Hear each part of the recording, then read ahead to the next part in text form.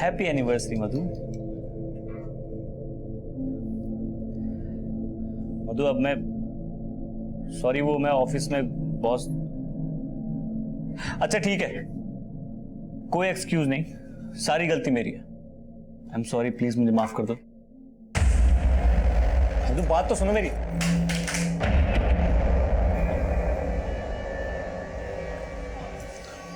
मधु मधु नहीं, मधु नहीं, प्लीज देखो ऐसा मत करो, आज मत उठो प्लीज। मधु आज हमारी एनिवर्सरी है, तुम्हें पता है ना हमने क्या क्या प्लान किया था। प्लीज। घड़ी देख रहे हो? 25 मिनट में एनिवर्सरी खत्म होने वाली है, उसके बाद फिर वही जिंदगी, सुबह शाम अकेलापन और फिर रात भर इंतजार और फिर तुम्हारी वही घिसी पिटी सॉरी। तो क्या करूं? नौकरी छोड़ दूं? तुम्हें जो करना है वो करो, मुझे फर्क नहीं पड़ता है। मेरी जिंदगी ना शादी से पहले ही अच्छी थी। तुम कहना क्या चाहती हो कि तुमने मुझसे शादी करके गलती कर दी? गलती की है इसलिए तो झेल रही हो। तुम्हें झेल रही हो मतलब? इस घर का रेंट, हमारी फ्यूचर सेविंग, हमारे जो खर्चे हैं, इन सब को मेंटेन रखने के लिए मेहनत करता हूं मैं।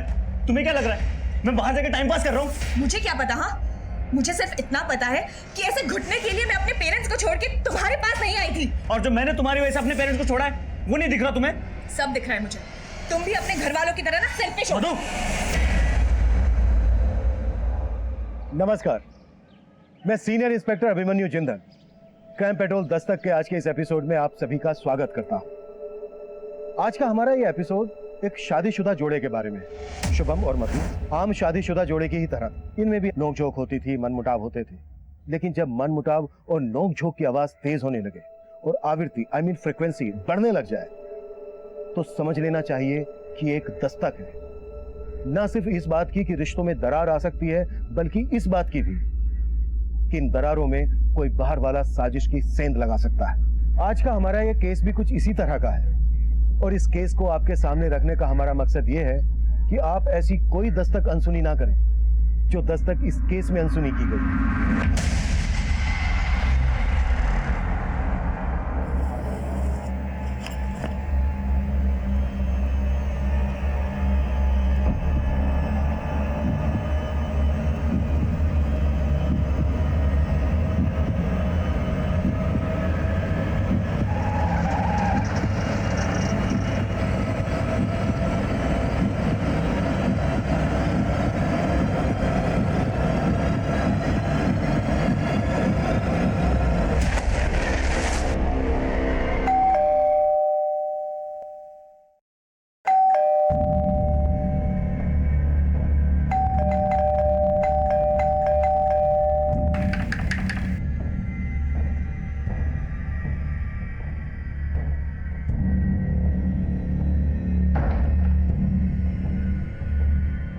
मधु,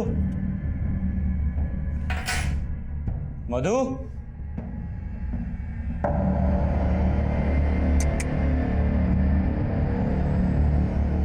हाँ चले गई है।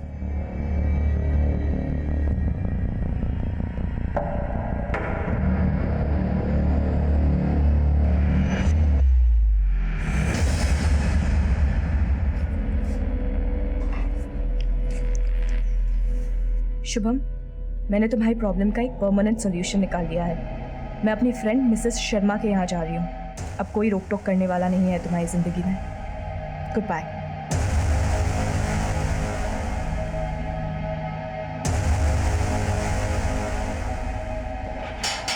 आंटी, आंटी नमस्ते। क्या हुआ शुभम बेटा? आंटी वो मधु, आंटी आपका फोन मिल सकता है जरा? हाँ।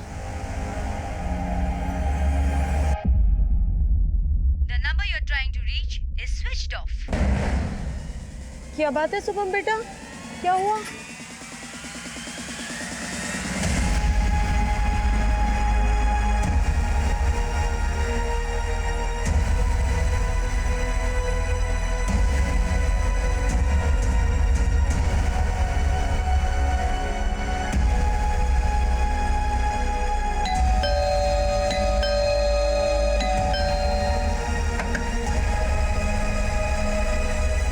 शुभम जीजू, आप इतनी रात को, सब ठीक तो है ना?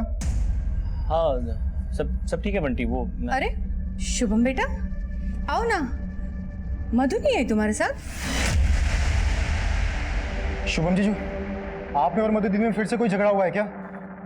नहीं बंटी, ऐसा कुछ नहीं हुआ। वो मधु कह रही थी कि मिसिस शर्मा उसकी काफी पुरानी फ्रेंड है, आप लोग नहीं जानते क्या?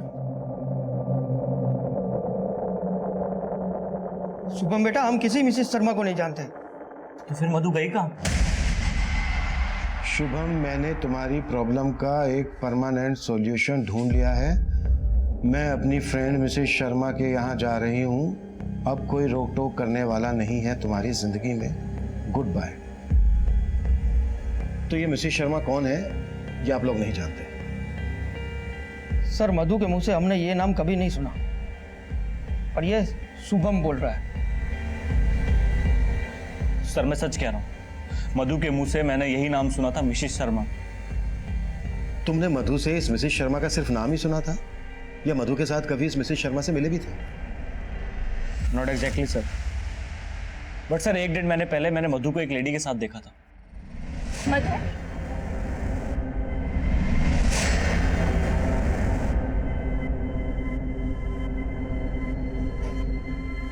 कौन थी वो मधु? कोई नहीं, मिसेस शर्मा थी। मिसिस शर्मा? हाँ। कौन मिसिस शर्मा? तुम नहीं जानते हो, मेरी बहुत पुरानी फ्रेंड है। अगर मधु को कहीं जाना था तो वो तुम्हें फोन कर सकती थी, मैसेज कर सकती थी। डिजिटल इंडिया के दौर में वो तुम्हें लेटर लिख कर जाती है। सर हो सकता है मधु ने मुझे बैंक में फोन किया हो, पर उससे पहले मैं घर के लिए निकल गया हूँ। बैंक में क्यों? तुम्हें डायरेक्ट क्यों नहीं? तुम मोबाइल फोन यूज नहीं करते? करता हूँ सर, पर कुछ दिनों से नहीं कर रहा था। क्यों? वो सर मधु का फोन टूट गया था और वो रिपेयर नहीं हो रहा था। मधु तुम्हारा फोन रिपेयर नहीं हो पाएगा, मैंने ऑनलाइन ऑर्डर कर दिया, कुछ दिन में आ जाएगा। तब तक मैं क्या करूंगी शुभम? बाप रे, माहौल तो बहुत गर्म है। देखो, मजाक मत करो। अच्छा कोई मजाक नहीं, तुम ऑलरेडी मेरा फोन यूज कर रही हो ना, तो उसे यूज करो। और अगर आपको लगे कि आपको मुझसे कोई बहुत जरूरी बात करनी है तो ऑफिस में कॉल कर लेना। सर मुझे बहुत फिक्र हो रही है, क्योंकि मधु अकेले नहीं, अपने साथ अपने सारे गहने लेकर गई है, ऊपर से उसका फोन बंद हो रहा है, लेटर। सर मुझे तो कुछ गड़बड़ लग रही है। शुभम, तुम्हारे और तुम्हारी पत्नी मधु के बीच रिश्ता कुछ ठीक से नहीं चल रहा है, राइट? सर लड़ाइयाँ तो मियाँ बीवी के बीच होती है, मगर सर ऐसा कुछ नहीं हुआ कि मधु मुझे छोड़ के चले जाए। लेकिन ये लेटर तो कुछ और ही इशारा कर रहा है। ऊपर से मिसेस शर्मा नाम का एक किरदार। अगर मिसेस शर्मा वाकई में कोई है तो डोंट वरी, हम ढूंढ लेंगे उसे। सर आपको लगता है मैं झूठ बोल रहा हूँ? सर मिसेस शर्मा है, आप लोग तो कॉल रिकॉर्ड से पता लगा लेते हो ना सर, तो चेक कीजिए, शायद आपको मिसेस शर्मा का नंबर मिल जाए।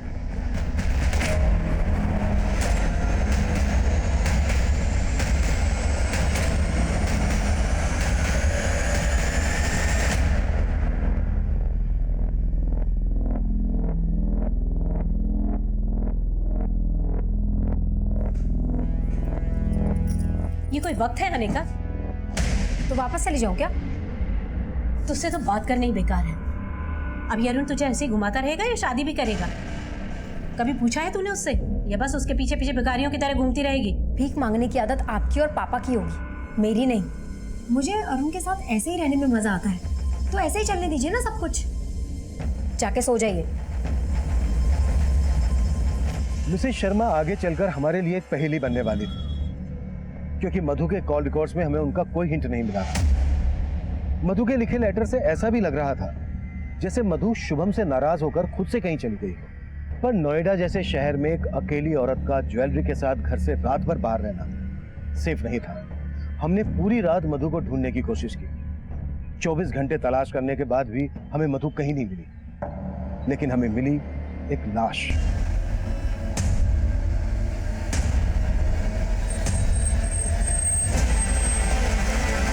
पीछे हटिए, पांडे पीछे हटाओ सबको। साई सब पीछे पीछे पीछे हटे। पीछे हो, पीछे लो। पांडे देखो आसपास कुछ मिलता है क्या? सर गीता हटो, बॉडी बाहर निकालो।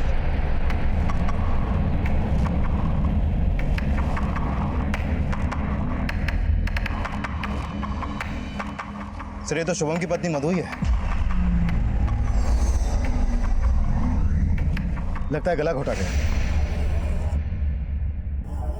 सर, नाले के पास और सूटकेस में कुछ नहीं मिला। सर यहाँ तो दूर दूर तक कोई सीसीटीवी मिलने के चांसेस नहीं है। मिश्रा, सब कुछ प्लान लग रहा है। सोचा होगा कि बॉडी नाले में डूब जाएगी और हम मधु की तलाश में किसी मिसेस शर्मा को ढूंढते रहेंगे। वो लेटर, मिसेस शर्मा, सब कुछ प्लान्ड है, लेकिन मधु का फोन उसके घर के एरिया में ही स्विच ऑफ है। मिश्रा, मधु की शिनाख्त करो और फोरेंसिक टीम लेकर घर की स्कैनिंग शुरू करो। Okay sir.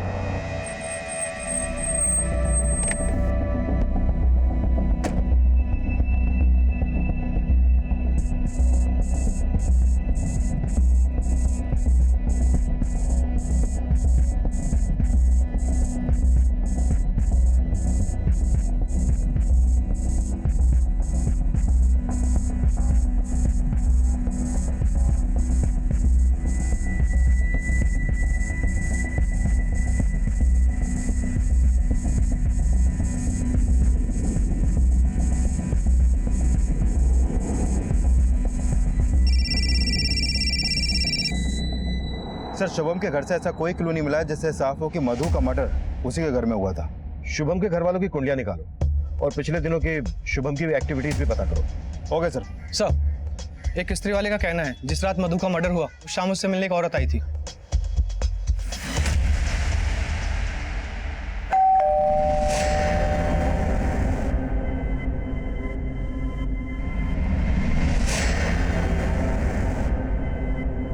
स्केच बनवा सकते हो उसका? हुलिया वगैरह कुछ याद है? सब शकल ठीक से याद नहीं, लेकिन देखो मैं तो पहचान जाऊँ। उस शाम मधु से जो औरत मिलने आई थी, क्या वही मिसेस शर्मा थी? तुमने सोसाइटी का सीसीटीवी चेक किया? सर, सोसाइटी में तो सीसीटीवी कैमरे है ही नहीं।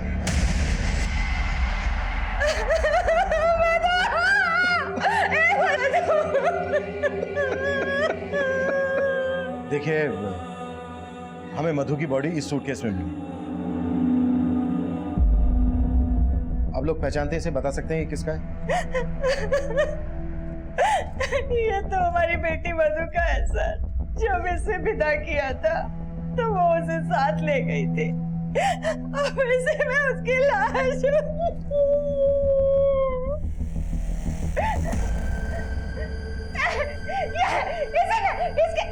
तेरे परिवार ने मिलकर मेरी बेटी को मारा। सीमा,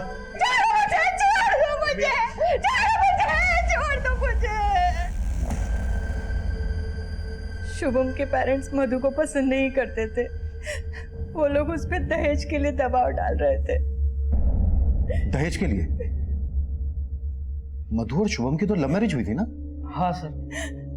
लेकिन शुभम की बड़ी बहन महिमा की शादी नहीं हो रही थी। लड़के वाले दहेज मांग रहे थे और इसीलिए वो लोग मधु पे दहेज के लिए दबाव डाल रहे थे।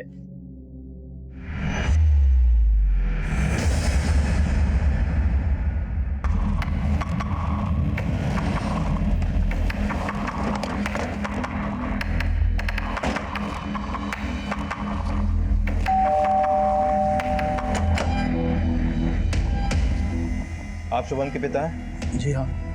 और आप शुभम की माँ? जी। आप दोनों को हमारे साथ थाने चलना होगा।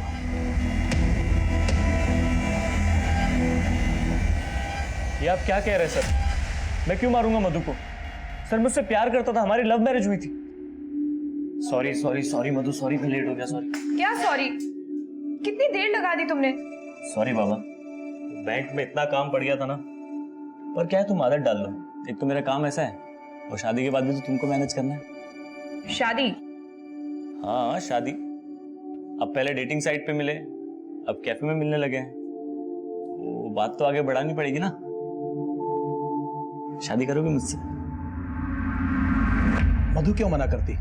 उसने और उसके माँ बाप ने तो कभी सोचा भी नहीं था कि उन्हें इतना अच्छा लड़का मिलेगा इंटरनेट से, वो भी बिना दहेज के। और यही बात आपको चुभ रही थी, इसलिए दहेज का दबाव डालना शुरू कर दिया आप लोगों ने मधु के माँ बाप पर, है ना? सर, हम कोई दबाव नहीं डाल रहे थे। हम तो सिर्फ संबंधी होने के नाते हमने उनसे 2 लाख रुपयों की मदद मांगी थी, बस। 2 लाख? मधु बेटा, महिमा की जिंदगी का सवाल है।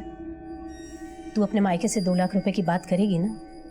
बड़ी बहन कुंवारी बैठी रहे, ऐसा अच्छा लगता है क्या भला?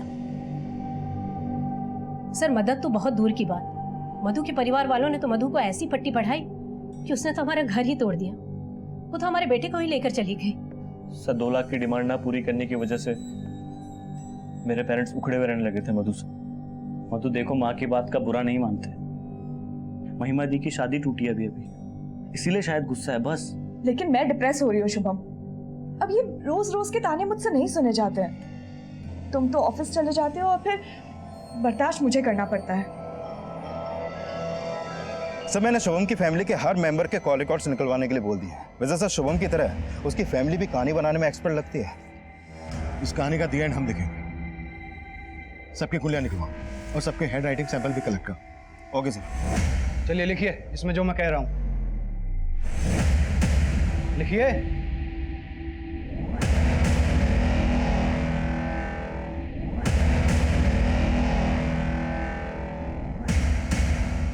सर मधु ने जो लेटर्स लिखे थे उसकी हैंडराइटिंग ना तो मधु से मेल खाती है और ना ही शुभम से, और ना ही शुभम के माँ बाप से। मैंने कहा था ना मिश्रा, ये सब कुछ प्लान के तहत हुआ है। वैसे मिश्रा तुम्हारी हैंडराइटिंग कैसी है? मेरे को समझा नहीं सर। रिलैक्स, मजाक कर रहा हूं। हो सकता है शुभम ने ये काम किसी और से करवाया हो। लेकिन सर मैंने बैंक के वॉचमैन और शुभम के कलीग से बात की। वो उस शाम अपने ऑफिस में ही था और रोजाना की तरह अपने टाइम पर ऑफिस से निकला। मुझे शुभम की सुनाई हर कहानी झूठी लग रही है। सर दहेज शुभम को नहीं, उसके माँ बाप को चाहिए था। तो हो सकता है ये कांड उसके माँ बाप ने किसी के थ्रू करवाया, या ये भी हो सकता है कि शुभम और उसके माँ बाप इन सब ने मिलकर यह कांड किया हो। लेकिन किसी के भी खिलाफ अभी तक हमें कुछ मिला नहीं है। मिश्रा एक काम करो, फिलहाल इन्हें जाने दो, लेकिन इस सब पर नजर रखना। और उस औरत का पता चला जो उस दिन मधु से मिलने आई थी उसके घर? नहीं सर अभी तक तो नहीं, लेकिन कोशिश जारी है।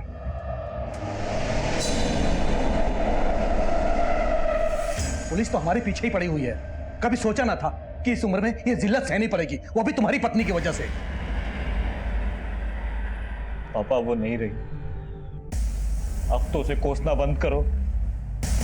अरे वो तो छोड़ गई, लेकिन जाते आते तो हमें ऐसे फंसा के गई ना। पता नहीं कौन सा पाप किया था जो ऐसी बहू मिली।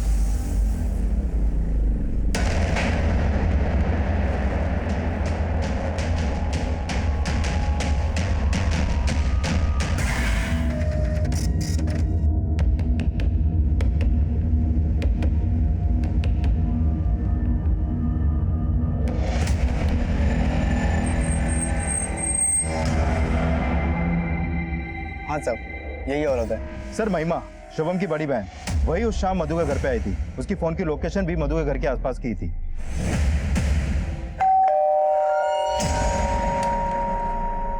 अरे महिमा दी, आज मेरी याद कैसे आ गई? बस तेरी याद आई तो मिलने आ गई। आइए अंदर आइए। याद आ गई? अच्छा, बड़ी अटपटी फैमिली है। बेटा किसी मिसेस शर्मा की बीन बजा रहा है और माँ बाप अपनी बेटी की शादी टूटने के कारण अपनी बहू और बेटे से बात करना बंद कर देते हैं। और बेटी को अचानक अपनी भाभी पर प्यार आ जाता है और वो उससे मिलने जाती है, वो भी उसी दिन जिस दिन उसकी भाभी का मर्डर होता है। मुझे पता था कि आप लोग मुझ पर ही शक करेंगे। अब अपनी भाभी के घर जाना कुछ गलत है क्या? नहीं, बिल्कुल नहीं। लेकिन भाभी के मर्डर हो जाने के बाद इस बात को छुपाना गलत है। मैंने कुछ नहीं छुपाया आपसे। आप लोगों ने पूछा नहीं, इसलिए मैंने आपको बताया नहीं। अच्छा, चलो अब पूछ लेते हैं, क्यों गई थी तुम अपनी भाभी से मिलने? भाभी पर अचानक से प्यार उमड़ पड़ा था?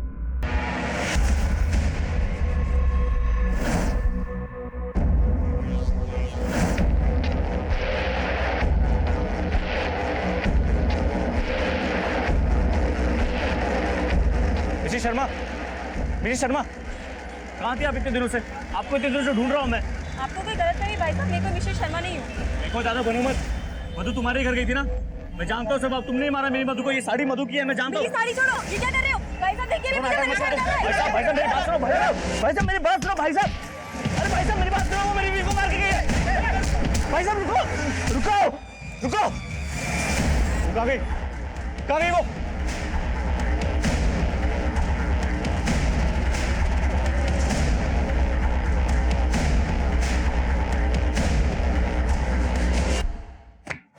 ये लीजिए, लिख दिया मैंने अपना बयान, ठीक वैसा ही जैसा हुआ था। अब अगर आपको मुझसे कोई भी सवाल करना हो तो मुझे सिर्फ फोन कर दीजिएगा, मैं खुद चल के आ जाऊंगी।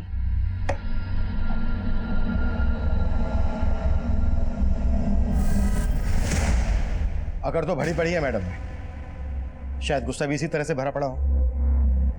बड़ी बहन होने के बावजूद छोटे भाई की शादी पहले हो गई और उसकी वाइफ दहेज लेकर भी नहीं आई, जो मैडम की शादी में काम आ सकता था, जिसकी वजह से मैडम की शादी टूट गई।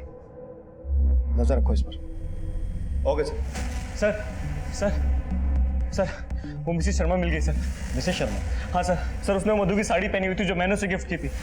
मधु की साड़ी? जी सर वो मुझे मार्केट में दिखी। मैंने उसे पकड़ने की कोशिश की तो चालाकी से भाग के निकल गई, लेकिन सर मैंने उसका पता लगा लिया।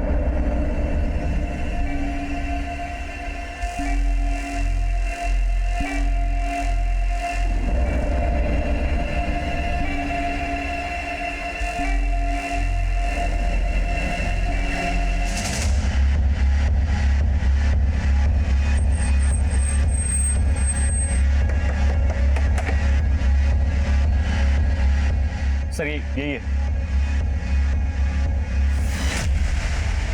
सर मैं कोई मिसेस शर्मा नहीं हूँ, मेरा नाम सुनीता अग्रवाल है और ना ही मैं किसी मधु को जानती हूँ। सर ये आदमी झूठ बोल रहा है। सर मधु की साड़ी पहनी हुई, इसने गहने भी इसी घर में होंगे। सर इसी ने मारा मधु को, मुझे पता है सर, झूठ बोल रही है। सर मैंने किसी को नहीं मारा सर, इसने सरेआम मेरा पल्लू खींचा। वो तो मैंने गलती की जो पुलिस को नहीं बुलाया सर। सर झूठ बोल रहे सर ये। देखिए Mrs Sharma, I mean Mrs Agarwal, अगर आप हमसे कुछ छुपा रही हैं तो... सर मैं कुछ नहीं छुपा रही हूँ सर। ये साड़ी तो मुझे मेरे हस्बैंड ने गिफ्ट की थी। अब इनकी बीवी के पास भी वैसी ही साड़ी है तो क्या मैं कातिल हो गई?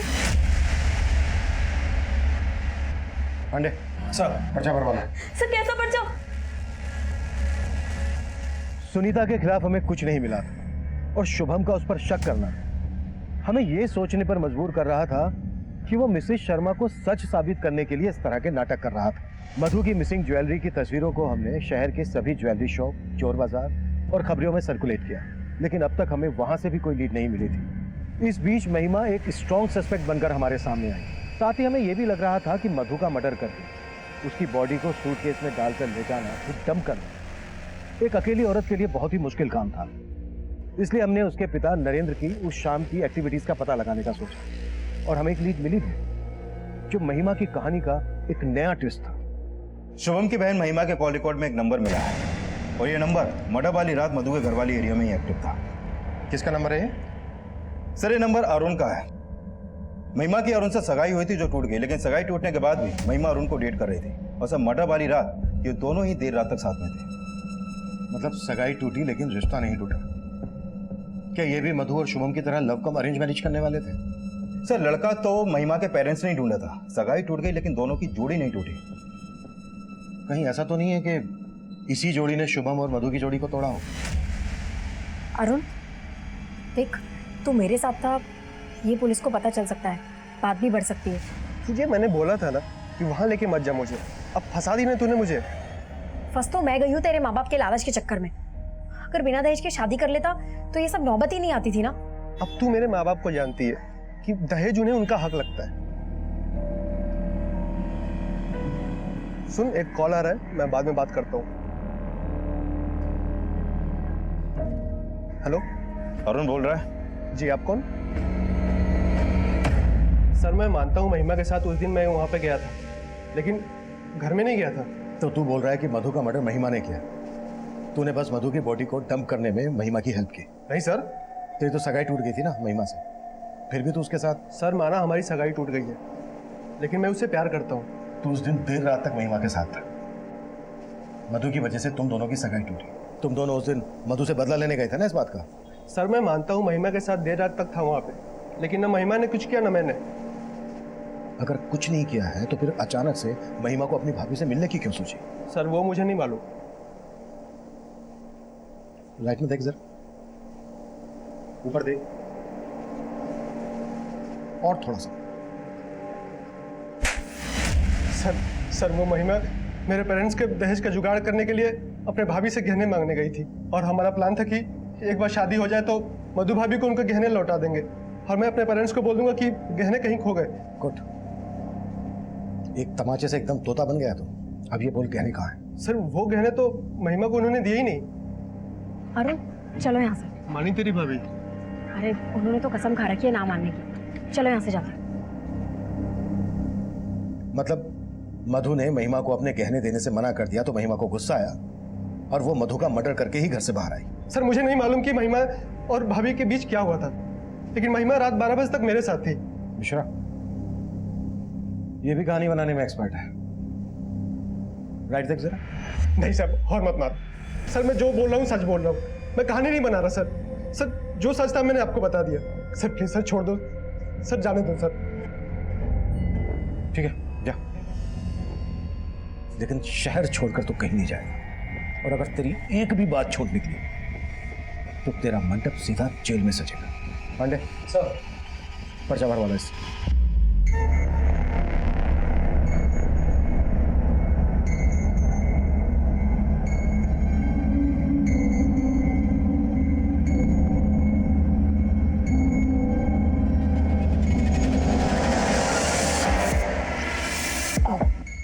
अबे देख के चलना।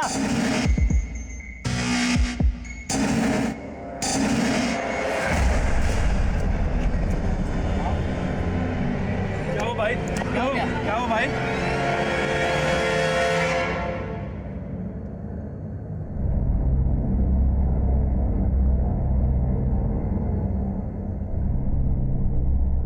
सर आप लोग बेकार में हम पर और हमारे बेटे पर शक कर रहे हैं। अगर आपने अपना ध्यान हम पर से हटाया होता तो आज शुभम की जान खतरे में नहीं होती। डॉक्टर साहब, शुभम की हालत कैसी है अभी? सही वक्त पे ट्रीटमेंट देने की वजह से जान बच गई। किसी ने जहर का इंजेक्शन दिया था उन्हें। जहर? जी, वो तो अच्छा हुआ टाइम पे आ गए, वरना जान भी जा सकती थी। डॉक्टर, किस टाइप का जहर इंजेक्ट किया गया शुभम को? अभी कुछ फिगर आउट करना मुश्किल है।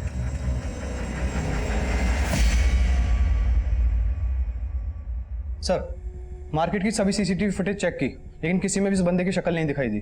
सर शुभम की बॉडी में जो जहर इंजेक्ट किया गया था वो मेरिकटेक्स और फोटोसेटिक नाम के केमिकल्स को मिक्स करके बनाया गया था। सर जहर लीथल था। मुझे याद है कुछ दिनों पहले इसी एरिया में एक इंजेक्शन गैंग एक्टिव था जो लोगों को सुइयां चुभाकर उनका ध्यान भटकाकर उन्हें लूट लेता था। लेकिन सर ऐसी वारदातों में कोई जहर इंजेक्ट नहीं किया गया था। ये भी तो हो सकता है कि इंजेक्शन गैंग से जुड़े किसी आदमी को शुभम को मारने की सुपारी दी गई हो।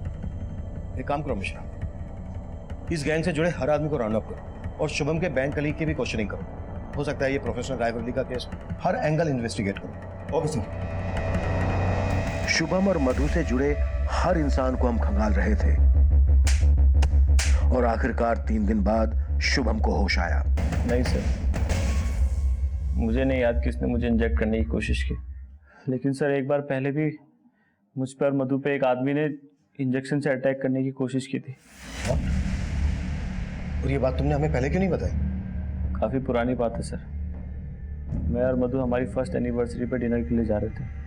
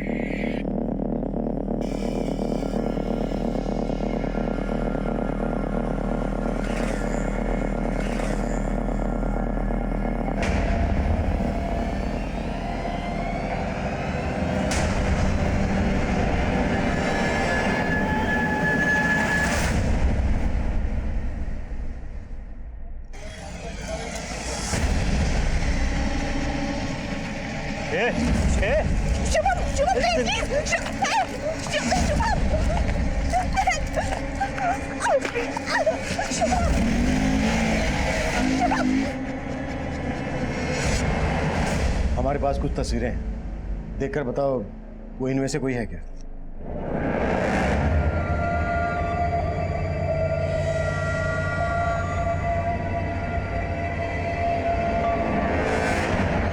नहीं सर।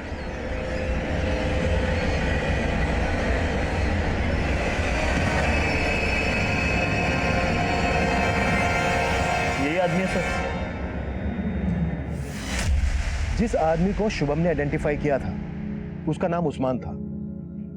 उस्मान ने इंजेक्शन गैंग के साथ मिलकर कई लूट को अंजाम दिया था। उस्मान और उसका इंजेक्शन गैंग भीड़ में लोगों को इंजेक्शन चुभोकर उनका ध्यान भटकाकर उन्हें लूटने का काम करते थे। हमें शक था कि उस्मान को किसी ऐसे आदमी ने सुपारी दी थी जिसे केमिकल्स की अच्छी खासी जानकारी थी और जिसने इस खास किस्म के जहर का इजाद किया था। हमने फौरन उस्मान की तलाश में रेड अलर्ट जारी कर दिया और बहुत जल्द वो अरेस्ट भी हो गया। अरे डोज ज्यादा तो नहीं है इसमें? पता है, मैं पहले डॉक्टर बनना चाहता था लेकिन बन गया पुलिस वाला। पर इंजेक्शन लगाना मुझे बहुत पसंद है। साहब मैं मानता हूँ कि मैंने शुभम में जहर की सुई चुबाने की कोशिश की थी, लेकिन मेरा अटैक फेल हो गया साहब। लेकिन साहब कसम से इस बार मैंने कुछ नहीं किया साहब, मैं सच बोल रहा हूँ साहब। देख, सब कुछ सच सच बोल, नहीं तो ये नहीं, हाथी का इंजेक्शन घुसेड़ूंगा तेरे अंदर। नहीं साहब, मैंने इस बार कुछ नहीं किया। हाँ, एक आदमी का फोन आया था, उसने मुझे बोला था शुभम को जहर की सुई चुबाने को। उसने मुझे 50,000 रुपये एडवांस भी देते साहब।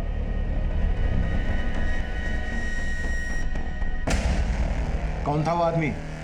नाम नहीं पता साहब। उस आदमी को कहीं से मेरा नंबर मिला था, उसने फोन करके मिलने के लिए बोला और सुपारी दी, लेकिन मेरा अटैक फेल हो गया साहब, तो मैंने उसका फोन उठाना बंद कर दिया।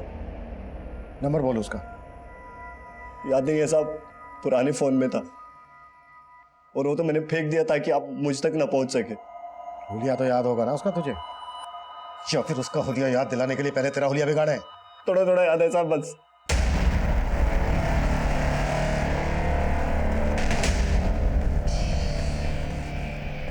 सर, जिस आदमी ने उस्मान को सुपारी दी थी वो आदमी ऐसा दिखता है सर। और ये मधु को नुकसान नहीं पहुंचाना चाहता था। कहीं ये मधु का आशिक तो नहीं था? शुभम, याद करने की कोशिश करो, हो सकता है तुमने ऐसे पहले कभी देखा हो। नहीं सर, ऐसा कोई आदमी याद नहीं मुझे। इसे पहचानते हो? हाँ सर, ये तो गणेश है सर। कौन गणेश? मधु दीदी के कॉलेज में पढ़ता था सर, और ये दीदी से शादी भी करना चाहता था। तुम्हारी हिम्मत कैसे हुई मधु का हाथ मांगने की? अपनी जात देखिए। मधु गणेश से प्यार करती थी और उसने लव मैरिज की शुभम के साथ। हाँ सर, शुभम हमारी जात वाला था, लेकिन गणेश अलग जाति का था। कहाँ मिलेगा ये गणेश? सर मैं मानता हूँ कि मैंने शुभम पे अटैक करवाया था। ये ले 50,000 रुपए एडवांस। इस लड़के पे सुई घुसानी है, ये दवा भर के। ठीक है। लेकिन सर मैंने मधु के साथ कुछ भी नहीं किया। मैं तो प्यार करता था मधु से, पर कास्ट अलग होने की वजह से उसके पेरेंट्स नहीं माने। मैंने तो मधु से कहा कि हम भाग के शादी कर लेते, पर उसने कहा कि वो अपने पेरेंट्स को मना लेगी, लेकिन ऐसा कुछ भी नहीं हुआ। फिर मेरे पेरेंट्स ने मेरी शादी अदिति के साथ करवा दी। तूने अदिति से शादी कर दी, मधु ने शुभम से शादी कर दी, तो शुभम पर अटैक करवाने का मकसद क्या था तेरा? सर वो मकसद भी मुझे मधु ने दिया था। मधु ने? साफ साफ बोल, कहना क्या चाह रहा है तू? मधु ने शुभम से 1 साल पहले शादी की थी, पर मेरी शादी मधु की शादी से 1 साल पहले ही हो गई थी, और उसे लगता था कि मैंने उसे धोखा दिया। जब मैंने उस समय कहा था कि भाग के शादी कर लेते हैं, तब तुम मानी नहीं, और अब जब मैं अदिति के साथ शादी कर चुका हूं तब मेरे आसपास मंडरा रही हो। आखिर चाहती क्या हो तुम? तुम्हें गणेश, मैं तुमसे बहुत प्यार करती हूँ। मैं जानती हूँ मैं अपने माँ पापा को मना लेना इतना आसान नहीं है। कहना क्या चाहते हो तुम? मतलब बीवी तुम्हारी अदिति रहेगी और मैं? मधु को लगने लगा कि मैं उसे धोखा दे रहा हूँ, जबकि ऐसा कुछ नहीं था। इसलिए उसने मुझे चिढ़ाने के लिए जानबूझकर शुभम के साथ दोस्ती बनानी शुरू कर दी। कौन है वो लड़का? तुमसे मतलब? तुम जाओ ना अपनी अदिति के पास, मेरे साथ टाइम वेस्ट क्यों कर रहे हो? तुम्हारे लिए मैं अदिति को डिवोर्स देने वाला हूँ और तुम? झूठ बोलना बंद करो गणेश, तुम्हारा कोई इरादा ही नहीं है अदिति को डिवोर्स देने का। और अब मुझे भी कोई मिल गया है, ओके? तो तुम अपने रास्ते जाओ और मैं अपने। पहले तो मुझे लगा कि वो मुझसे नाराज है, इसलिए ये सब कर रही है, लेकिन बाद में उसने सच में शुभम के साथ शादी कर ली, जबकि उसकी वजह से मैंने अदिति को डिवोर्स दे दिया था। लेकिन मधु सचमुच शुभम से प्यार करने लगी थी, और मेरे लाख समझाने के बाद भी वो मेरी जिंदगी में वापस नहीं आना चाहती थी। इसीलिए मधु को पाने के लिए मैंने शुभम को रास्ते से हटाने का प्लान बनाया, और मेरे एक वार्ड बॉय दोस्त प्रकाश ने मुझे उस जहर के बारे में बताया। आवश्यकता आविष्कार की जननी है, और जो तबाह करने की ठान ले वो फूलों को भी हथियार बना सकते हैं। जैसे तू मोहब्बत करके शायर बन गया, वैसे मैं हॉस्पिटल में नौकरी करते करते डॉक्टर बन गया। ये दो केमिकल एक सिरिंज में डालकर किसी की बॉडी में इंजेक्ट किया जाए तो 10 मिनट में खेल खत्म। फिर मैंने उस्मान को शुभम की सुपारी दी, पर शुभम बच गया, लेकिन मधु नहीं बची।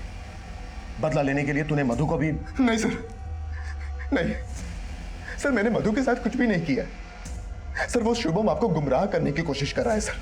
सर उसी ने मारा है मधु, उसी ने मर्डर किया मधु का। हमने जहर देने वाले प्रकाश को भी अरेस्ट कर लिया था, लेकिन गणेश ने अपना एक ही जुर्म कबूला कि उसने शुभम पर अटैक करवाया था। मधु के मर्डर से वो साफ साफ इनकार कर रहा था। इस केस में अभी कई राज खुलने बाकी थे, हमसे कहीं तो चूक हो रही थी। सब मधु को मारने का महिमा का मोटिव भी स्ट्रांग है। महिमा की अरुण से सगाई टूट गई क्योंकि मधु अपने घर से दहेज नहीं ला पाई, और मधु को मिलने वाली आखिरी शख्स भी महिमा ही थी सर। लेकिन महिमा के खिलाफ हमें कुछ नहीं मिला। मिश्रा, एक आदमी हमसे और छुप रहा है। कौन?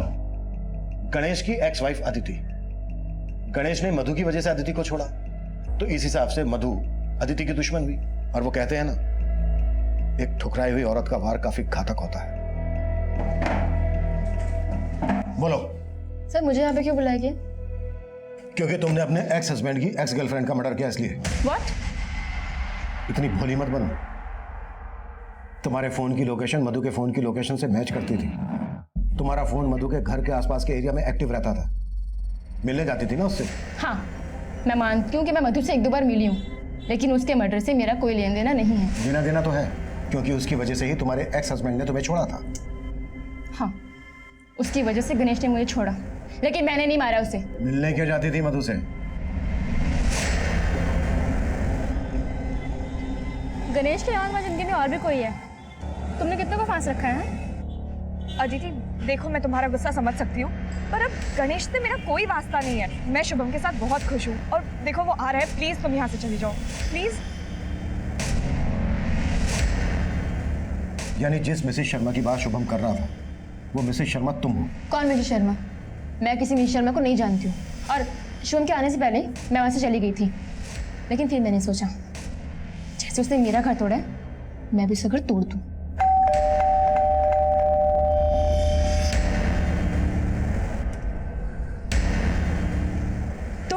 यहाँ? तुमसे नहीं, तुम्हारे पति से मिलने आई हूँ, ये बताने के लिए कि तुमने मेरी जिंदगी कैसे बर्बाद कर दी।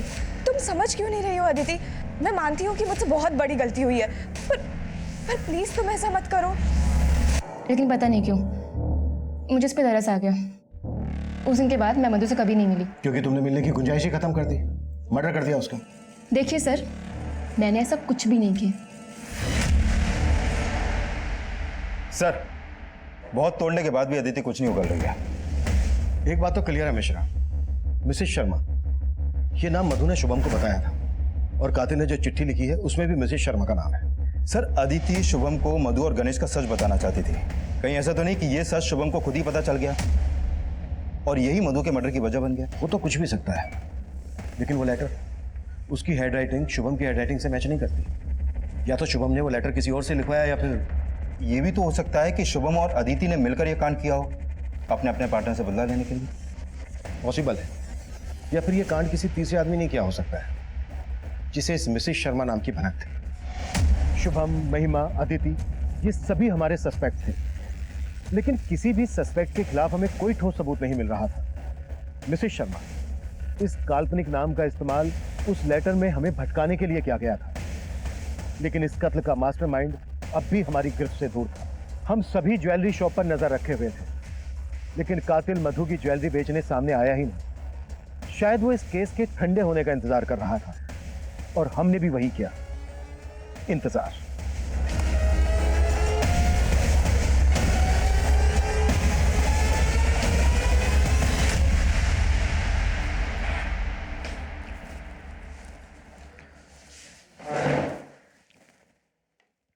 क्यों मारा मधु को? साहब, हमें पैसों की बहुत ज़रूरत थी, और मेरा अक्सर मधु के यहाँ आना जाना लगा रहता था, और मधु के पास बहुत सारे गहने थे। उसके गहने देखते ही मैंने अपने पति से बात की, और तभी हमने उसके गहने हासिल करने का सोच लिया था। लेकिन हम ऐसे हाथ साफ करना चाहते थे जिससे किसी को हम पे शक ना आए। फिर एक दिन मुझे मधु का एक और राज पता चला।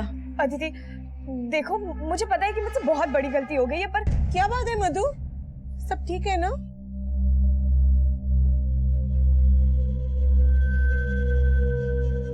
मधु ने मुझे सब कुछ बताया था।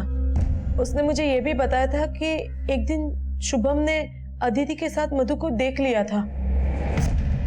तो शुभम से तुमने ये बोल दिया कि अदिति मिसेस शर्मा है? और क्या करती आंटी, जो नाम दिमाग में आया बोल दिया।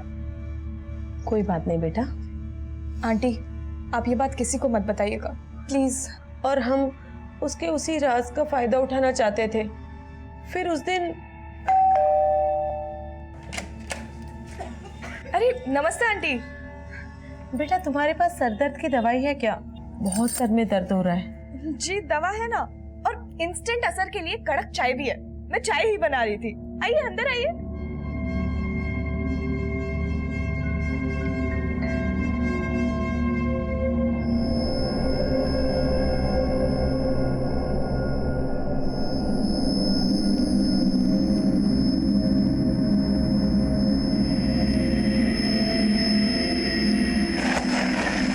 मधु इतनी रेस्पेक्ट करती थी तुम दोनों की, इतना भरोसा करती थी तुम दोनों पर, और तुम लोगों ने चंद पैसों के लालच में अपनी बेटी की उम्र की लड़की को मार डाला।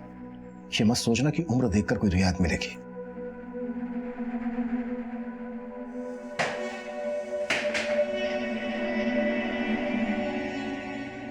ऋचा और सुबोध इस वक्त न्यायिक हिरासत में। शुभम इस शौक से उभर ही नहीं पा रहा है। उसे यकीन ही नहीं हो पा रहा है कि मधु जिस वृद्ध जोड़े की इतनी इज्जत करती थी, उसने चंद पैसों के लिए मधु की जान ले ली। इस केस को आपको दिखाने का हमारा मकसद ये बिल्कुल नहीं है कि आप अपने आसपास के लोगों को शक की नजर से देखें, उनके साथ कुछ शेयर ना करें। इनफैक्ट ये पॉसिबल भी नहीं है। लेकिन जिंदगी में संतुलन बनाना, एक दायरा बनाए रखना भी जरूरी है। हर रिश्ते में उतार चढ़ाव आते हैं, हर घर में दरारें होती हैं, लेकिन बाहर के लोगों को इसका पता नहीं लगने देना चाहिए, क्योंकि घर के राज जब दहलीज पार करते हैं तो ये एक दस्तक होती है कि कोई भी इसका फायदा उठा सकता है। जरूरी है हम इस केस से सीख लें और अपनी जिंदगी और अपने घर को महफूज बनाएं। अब मैं सीनियर इंस्पेक्टर अभिमन्यु जिंदल आपसे विदा लेता हूं। आपसे फिर मुलाकात होगी एक नए केस के साथ। क्राइम पेट्रोल दस्तक, मकसद बताना नहीं, बचाना।